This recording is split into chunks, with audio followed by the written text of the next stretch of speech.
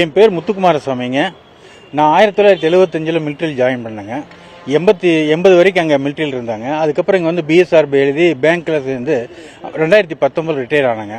அந்த ரிட்டையர்மெண்ட் பணம்லாம் வச்சு நான் இங்கே கொஞ்சம் எல்லாம் சரியில்லை நிலைமைன்ட்டு தனியாக வீடு வாங்கி கொஞ்ச நாள் ஃப்ரீயாக இருக்கலான்ட்டு அங்கே போனாங்க.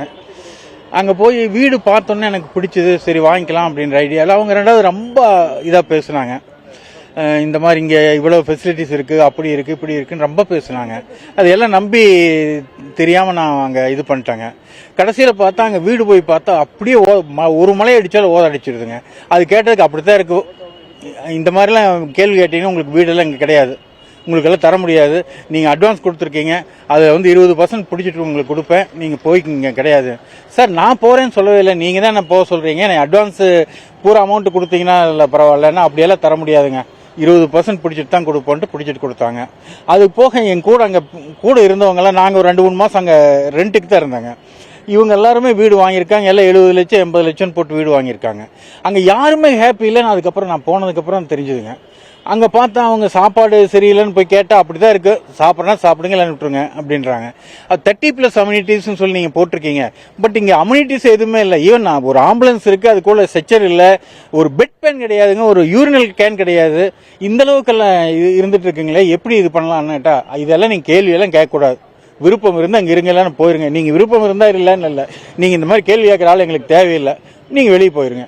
மொத்தம் எவ்வளவு ஃபேமிலிஸ் அங்க இருக்கு? அங்க இப்போ ஒரு 15 ஃபேமிலி வாங்கியிருக்காங்க, அதுல ஒரு 7-8 ஃபேமிலி இருக்காங்க.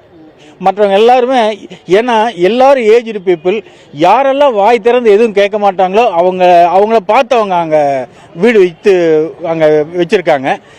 யாரெல்லாம் வாய் கேட்கறதுலையே அவங்க மட்டும் அங்கே இருக்காங்க. இப்போ இவங்கெல்லாம் பேசுகிறவங்க எல்லாருமே வெளியே வந்துட்டாங்க. இவங்களுக்கு எல்லாத்துக்கும் ஒரு வீடு இருக்குது, ஒரு இடத்துல வீடு இருக்குது, வந்துட்டாங்க.